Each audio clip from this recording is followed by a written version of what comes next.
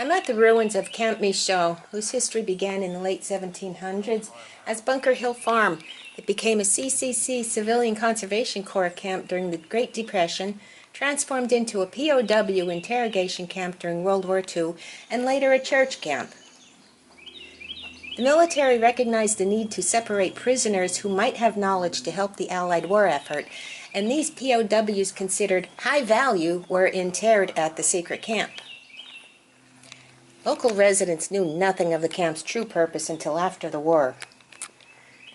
Just a couple things about this camp. Be careful. The trails are rough with rocks, holes, and stumps, and some sections can be very wet in rainy weather. In warm weather, there are both copperheads and rattlesnakes in the area, along with poison ivy. It is recommended you stay on the trail and be careful. This parking area was the middle of the Bunker Hill Farm. Here stood several garages, a gas station, and other structures used by the CCC. Adjacent to this during World War II was the POW Compound No. 2, where the officers were housed while they were at the camp. For many years, this segment of the trail was part of the Appalachian Trail, the AT. In 2010, the AT was officially moved, and it now crosses just north of where the former farm and camp were located. Here we have some remains of the old farmhouse. The building was also used by the CCC, the POW camp, and the church camp for housing staff members. The foundations of the porch were built during the POW era. And if you look closely, you could see there's a name, Eric John Berlin, who they think was possibly a German prisoner. It's etched into the top right of the porch foundation. Oh, okay.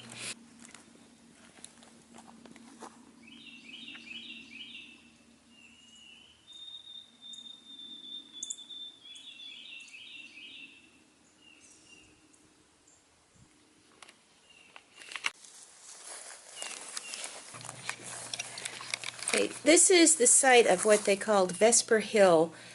It was the area used by the church camp for outdoor worship, and you can still see a few surviving bench supports, and the remains of one bench seat is somewhat visible.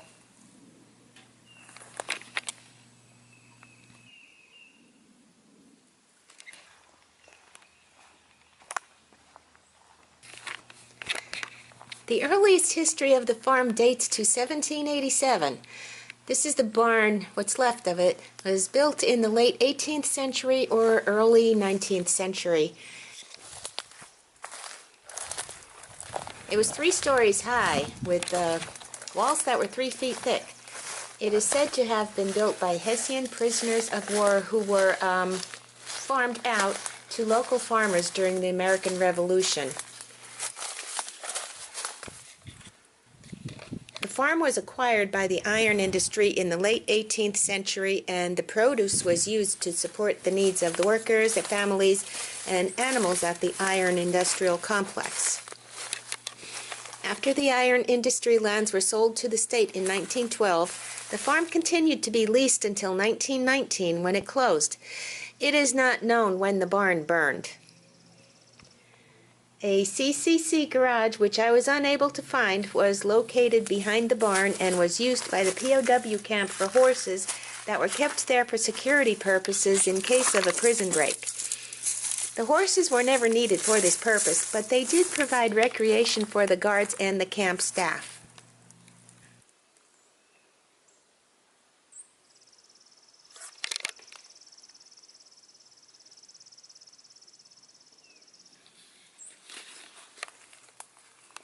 You will see the base of 2 of the guard towers that were guarding compound number 2.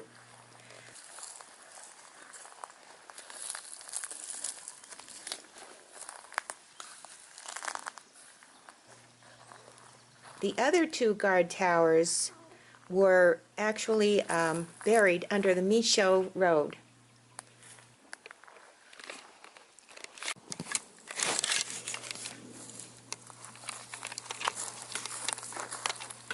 Okay, here you will see the foundations of one of 2 of the CCC log cabins. The two cabins were used for housing the CCC officers.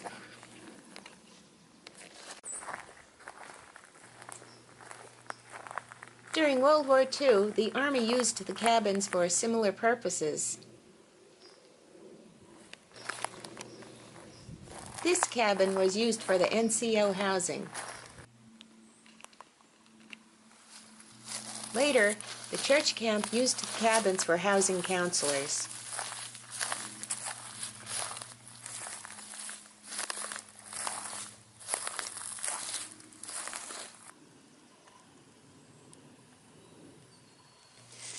Here you can see a part of what they claim to be their kitchen floor. You can still see some of the tiling. That's really amazing.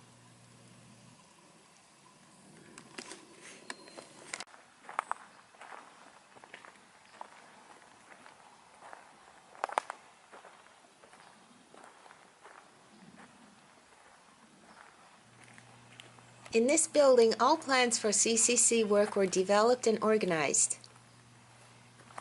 In 1942, when it was converted to a POW interrogation center, this building was extensively renovated to be used to conduct the interrogations. In 1946, the church camp used it as a conference center known as the Michaux Lodge, and it was used year-round and gave the churches the opportunity to use the camp beyond its normal function as a youth summer camp. And for at least 16 years, the AT, Appalachian Trail, held its fall meetings here. Unfortunately, in March of 1970, the building burned. The state refused to rebuild it after the fire and had concerns about the deterioration of the original buildings, which resulted in the church deciding to abandon their lease in 1972. In 1975, the state auctioned the surviving buildings of the camp, and the site began reverting to forest.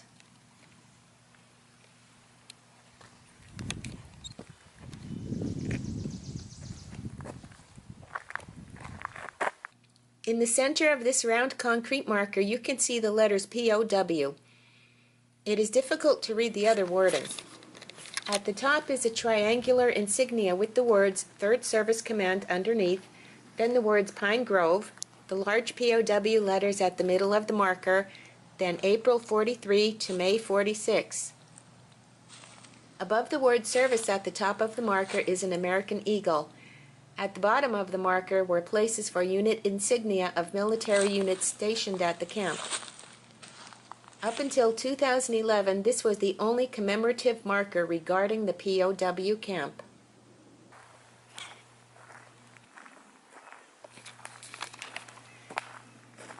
Just to the left of the row of these spruce trees was a recreation building that was used by all three camps. Church campers remember the German POW paintings that hung in the building.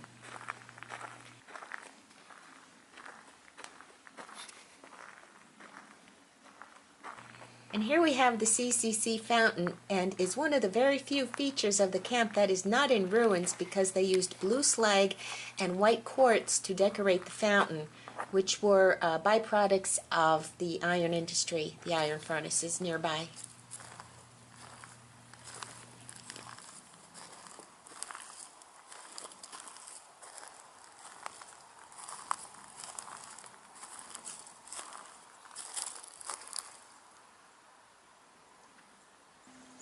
This metal plate was part of the locking mechanism for the gates that provided access to the prison compound number 1, the main POW housing facility. Very near here was a second set of gates. Unfortunately, they have been excavated. Notice the star-shaped concrete structure in the ground. It's decorated with slag and quartz. It is thought to be another remnant of the CCC era. The ruins very near it used to be a storage building built by the Army during the POW era. This concrete structure was the base of the CCC flagpole, which was just inside compound number 1 fencing. It is made in the shape of a north-facing arrow, and just east of the arrow there is a long avenue of spruce trees that lead to the first log cabin, which we were at earlier. Part of the sewage system for this compound lies underneath this path.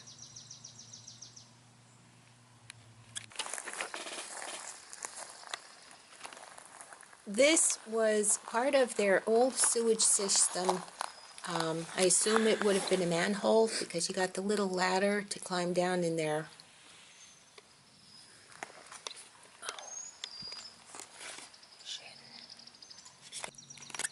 And this was the location of the POW infirmary. The original CCC infirmary was in the path of the Compound 1 fence. The building was removed and a new infirmary was constructed with a partial basement. During the church camp era, this was the home of the year-round caregiver and his family. These are the remains of the Northeast Guard Tower.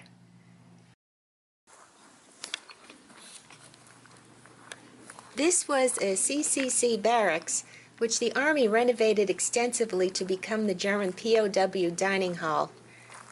There was a kitchen on the south side of the building, and the church camp used it for arts and crafts.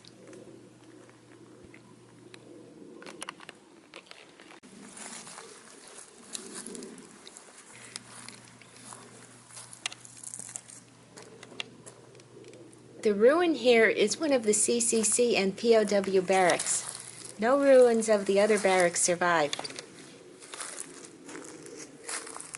Later this was used for youth campers. There were originally 4 identical barracks. One of them was removed during the conversion to a POW camp because it was considered too close to the fence. Later, when the demand for prisoner housing increased, a new barracks was rebuilt to replace the one that had been torn down.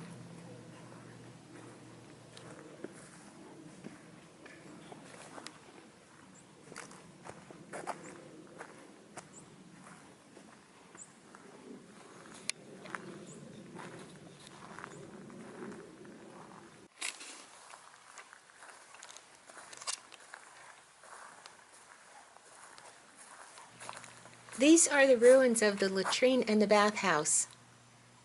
Each subsequent version of the camp made improvements to these structures.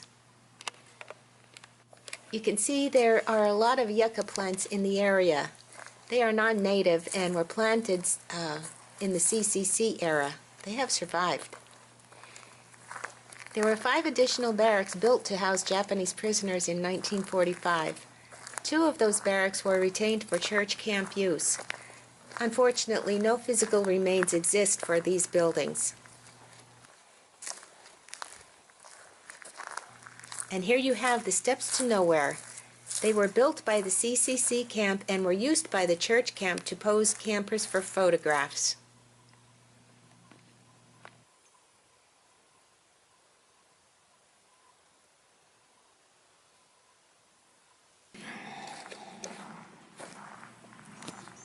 This was the church camp swimming pool. It was built in the early 1950s and was spring-fed, and it provided an improved location for water activities after the water in the reservoir on Tom's Run was no longer considered safe. It was one of the several improvements made by Camp Michaux, Inc. during the church camp years.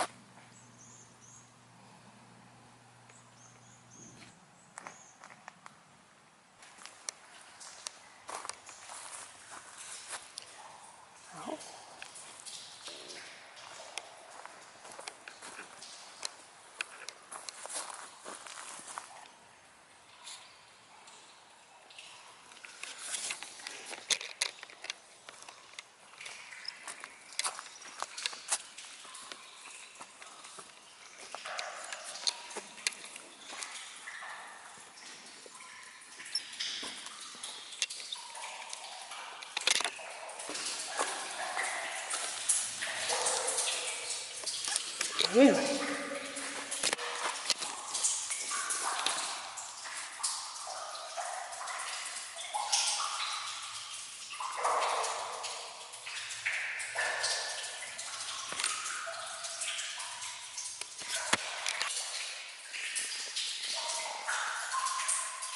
kind of like an overflow. Got a nice echo. Listen, can you hear me?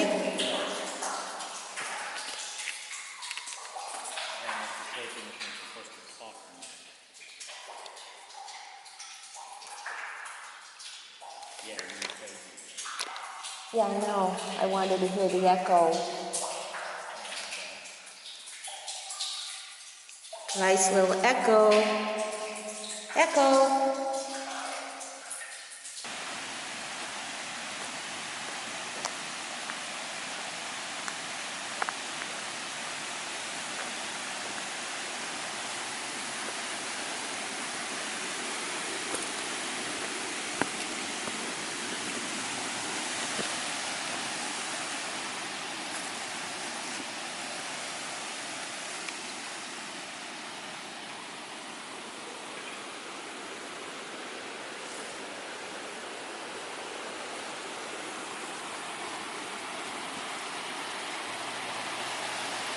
Here you can see the bridge abutments for the perimeter road from the POW area. This is where the road crossed Tom's Run.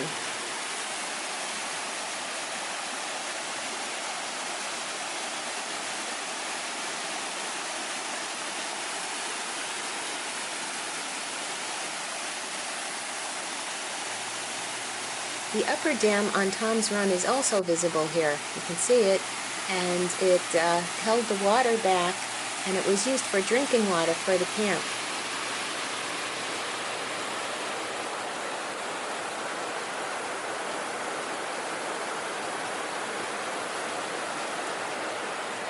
You can also see an inscription on the wall that surrounds the reservoir, indicating that work was done by German prisoners in May of 1945. It reads, WW2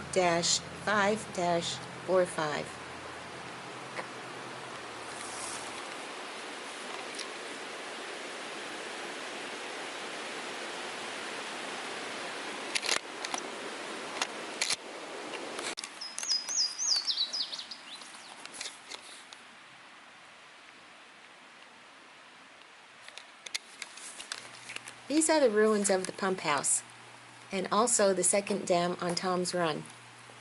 This reservoir served as a recreation area for the guards during the POW era and the early years of the church camp.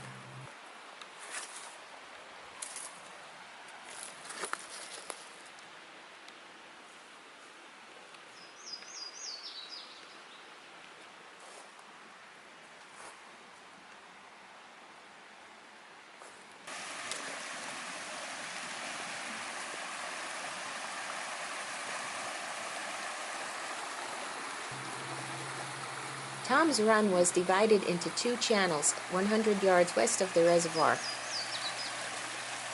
The northern channel brought water into the reservoir. The southern channel ensured that water remained in Tom's Run east of the reservoir, even in times of drought.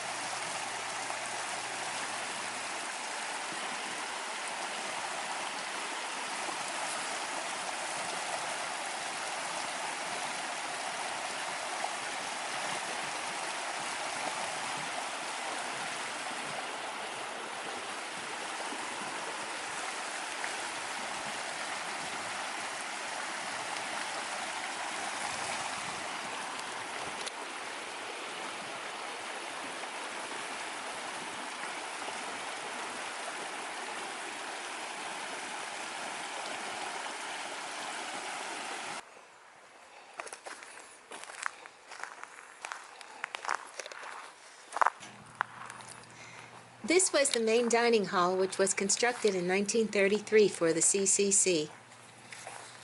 It was heavily modified by the Army in 1942 and served as the dining hall for staff and guards during the POW era. The church camp used it for dining purposes from 1947 to 1972.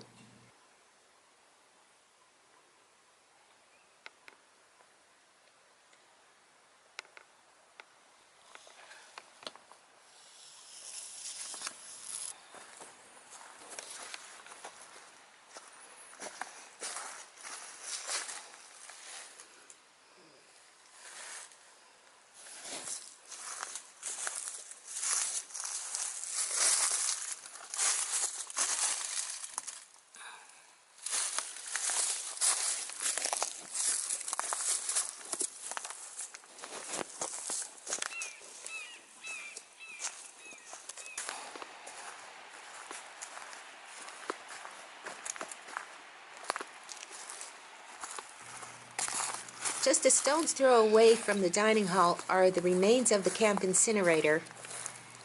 You can clearly see the base.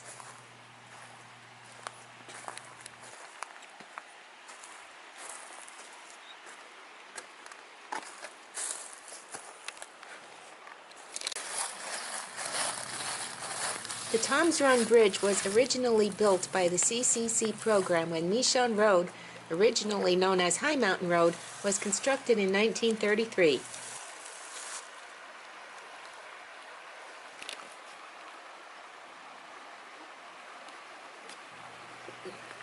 The bridge was improved by the Army, and German writing can be found on the southeast side of the bridge.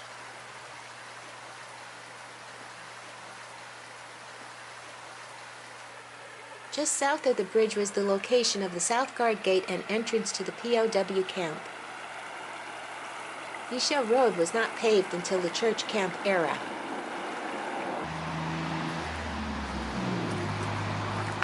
This is the location of the sewage treatment plant for the camp. It was originally built by the CCC and extensively improved by the Army.